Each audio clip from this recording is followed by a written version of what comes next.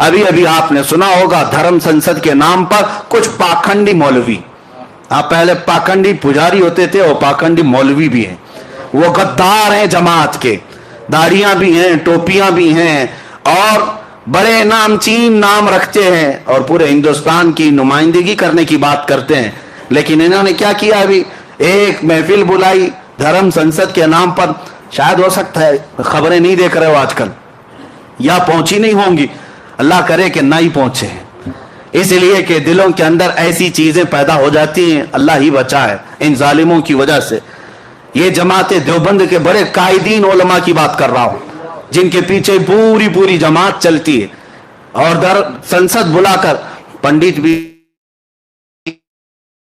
हैं, सिख भी हैं, जैन भी हैं, बुलाया तो बुलाया, हमें इससे क्या है, जिसको बुलाना है सबको बुलाओ। लेकिन बैठे बैठे मौलवी साहब कहने लगे अल्लाह भी एक ही है, ओम भी एक ही है, जो अल्लाह कहेगा वो भी ठीक है, ओम कहेगा वो भी ठीक है, सब एक ही है। यही मैं कहता हूं कि कुछ को राजी करने के लिए उन्होंने किया तो स्टेज पर कि ये भी राजी हो जाएं, हुकूमत पर बैठे हुए कुत्ते थोड़े से हमें भी टुकड़े डाल दें, इसीलिए तो किया। लेकिन हुआ क्या, वहीं से छोड़ करके सारे चले गए और कहा मौलवी साहब तुम्हारे किस्से हम नहीं सुनेंगे। अल्लाह की पनाह, तुम इनको राजी करने के लिए कहां से कहां गिर पड़े, कहां से कहां गिर पड़े, ना इधर के रहे ना उधर के रहे।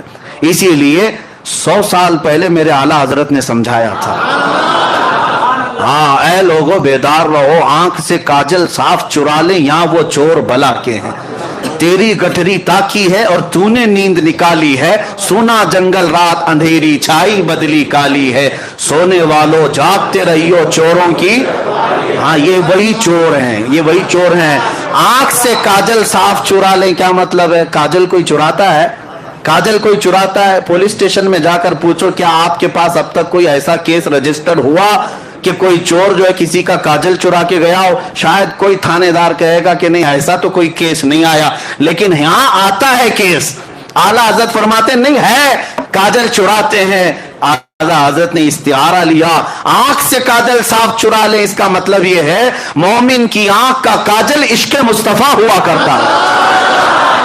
ये सुरमे की बोतल काजल की डिबिया नहीं मुराद है, हर मोमिन की आंख का काजल, आंख का सुरमा मेरे मुस्तफा का इश्क है और वो तुम्हारी आंखों में लगा हुआ है। और इस काजल को चुराने वाले चोर गली गली गठरी लेकर घूमते हैं और आते अल्लाह रसूल की बातें, अल्लाह रसूल की बातें कहां ले जाकर के छोड़ रहे हो। इसीलिए मेरे अजीजों, हमारे बुजुर्गों ने एक बहुत अच्छी बात सुनाई थी कि बगोला जो है बहुत सफेद रहता है, बड़ा खूबसूरत दिखता है। एक बार नदी में आया और सर झुकाए बैठा था, तस्बीह पढ़ रहा था, मछलियां खुश हो गई, अल्लाह वाले आए, अल्लाह वाले इतने सफेद इतने खूबसूरत हैं और सर झुकाए बैठे हुए सिर्फ तस्बीह पढ़ते हैं। छोटी छोटी मछलियां थी, नई नई मछलियां थी, उन्हें पता नहीं कि बगोला कैसे शिकार करता है, उन्हें मालूम नहीं।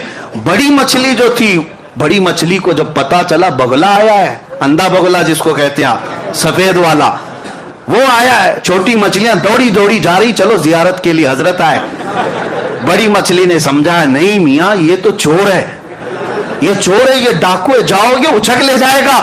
सब बुरा भला कहने लगी, ये अम्मा ये दादी ये पुराने ख्यालात की हैं, इनको क्या मालूम अल्लाह वालों को बुरा कहती है।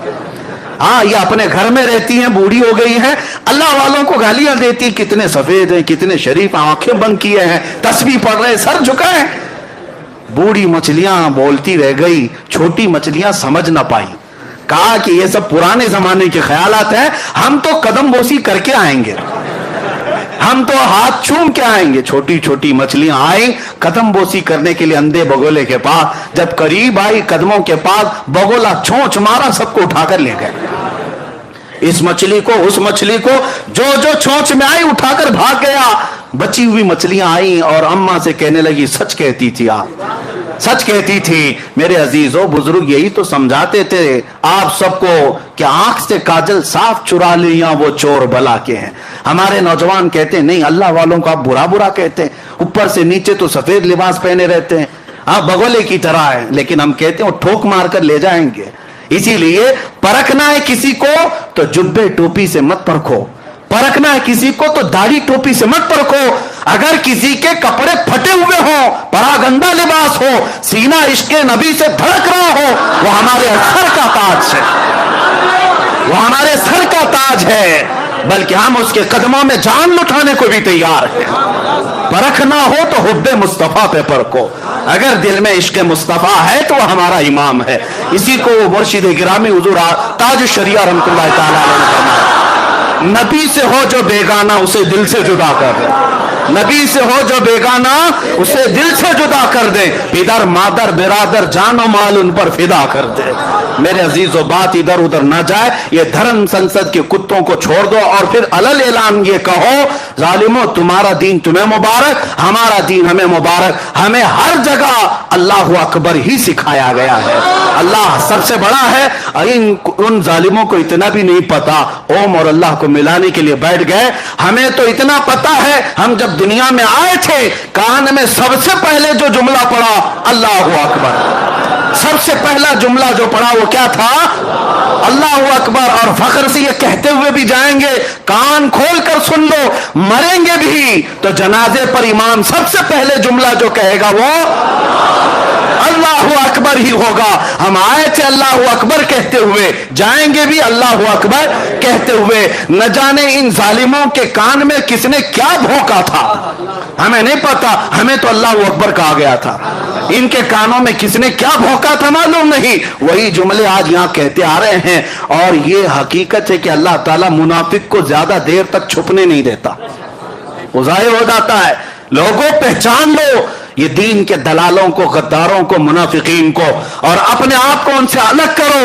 اور ان کو اگر یہ لگتا ہے آج جو سکتا میں اس کے پیچھے چلنا چاہیے، اس کی ہمدردی لینے کے لیے تھوڑا بہت اس کے جھنڈے بھی لہرانا چاہیے، اس کی جماعت میں بھی جانا چاہیے، تھوڑا ان کی دعوت بھی کرنا چاہیے، اس لیے کہ ماحول ان کا ہے، ماحول ان کا ہے۔ جو اس طرح کی بات کہتے ہیں ان کو منہ پہ کہو گرگٹ ہو، تم گرگٹ ہو، جیسا رنگ ویسا تمہارا چہرہ بدلتا ہے۔